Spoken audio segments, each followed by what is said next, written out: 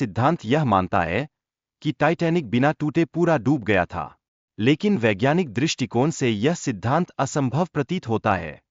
1985 में जब टाइटैनिक का मलबा मिला, तब नए सिद्धांतों की शुरुआत हुई। ये सिद्धांत बताते हैं कि वास्तव में टाइटैनिक दो हिस्सों में टूट गया था। जेम्स कैमरून की फिल्म ने टाइटैनिक के डूबने की घटनाओं को एक नया दृष्टिकोण प्रदान किया, जो वैज्ञानिक तथ्यों के साथ मेल खाता है और व्यापक चर्चा का विषय बना। पानी के दबाव और टाइटैनिक के वजन के कारण इसे उठाने में कठिनाई होती है, जिससे केवल छोटे हिस्सों को ही उठाया जा सकता है। टाइटैनिक को उठाने के लिए कई तकनीकी तरीकों पर विचार किया गया, जैसे हाइड्रोजन और ऑक्सीजन का उपयोग, जो बेहद महंगा और जटिल है। कई प्रयोगों में वेसलीन और पिंग पोंग गेंदों के उपयोग की कोशिश की गई, लेकिन ये भी सफल नहीं हुए, क्योंकि पानी के दबाव के कारण ये प्रभावी नहीं रहे।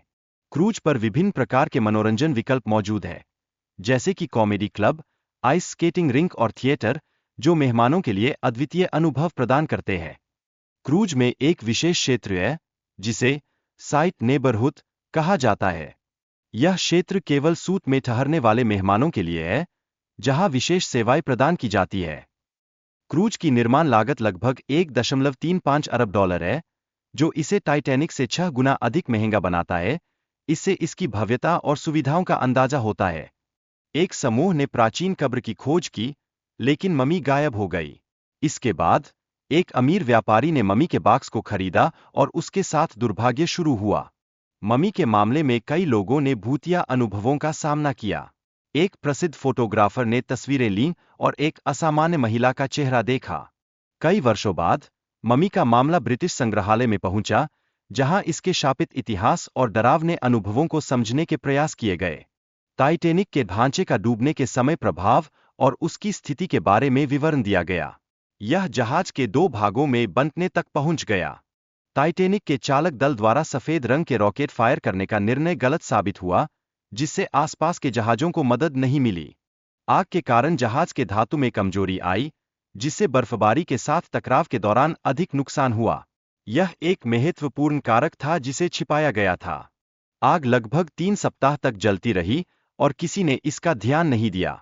यह आग टाइटैनिक के निर्माण में धातु को 75% कमजोर कर गई। टाइटैनिक के प्रबंधन को आग के बारे में पता था, लेकिन उन्होंने यात्रा को रद्द नहीं किया। उन्होंने धन की हानि से बचने के लिए यात्रा जारी रखी।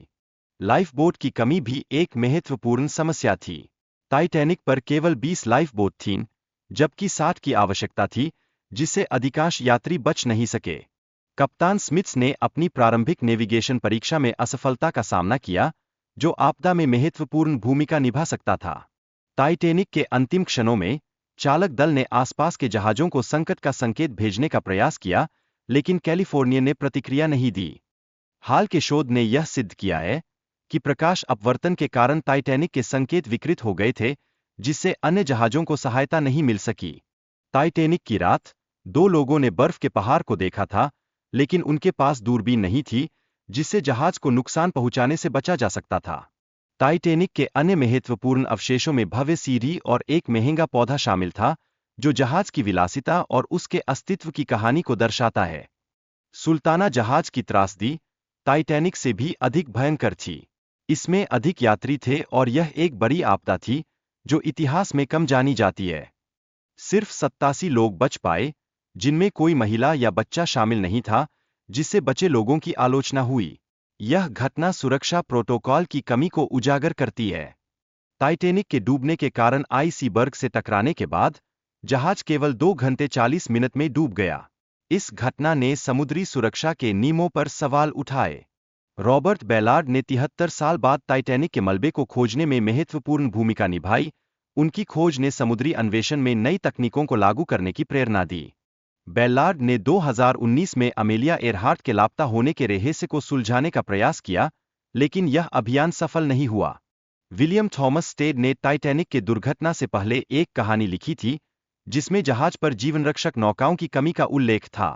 टाइटैनिक की दुर्घटना में 228 लोग सवार थे, जिनमें से केवल 706 लोग बच पाए, जो जीवनरक्षक नौकाओं की कमी के कारण था। टाइटैनिक की तुलना आधुनिक क्रूज जहाजों से की जाती है, जो उस समय के सबसे उन्नत जहाजों में से एक था। यह यात्रा का अद्भुत अनुभव प्रदान करता था। जब टाइटैनिक ने बर्फ के पहाड़ से टकराया, उस समय जहाज पर संगीत बज रहा था। यह स्थिति यात्रियों के लिए एक अजीब अनुभव थी। टाइटैनिक पर मेल क्रू भी था, जो अमेरिका के लिए डाक सेवा प्रदान कर रहा था।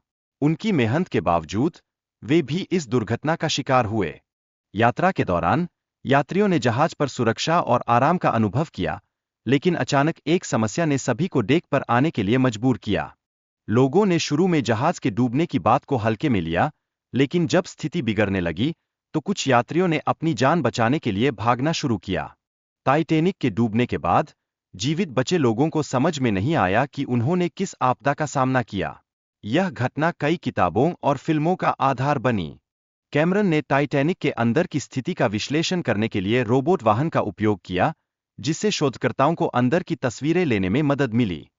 टाइटैनिक के अंदर तुर्की स्नानागार जैसी जगह अद्भुत स्थिति में मिलीं, जो पहले वर्ग के यात्रियों के लिए विशेष थीं। शोधकर्ताओं ने टाइटैनिक के मस्तूल को देखा, जो अब जंग के कारण अपरिचित हो गया है, और यह प्रौद्योगिकी के विकास का एक उदाहरण है।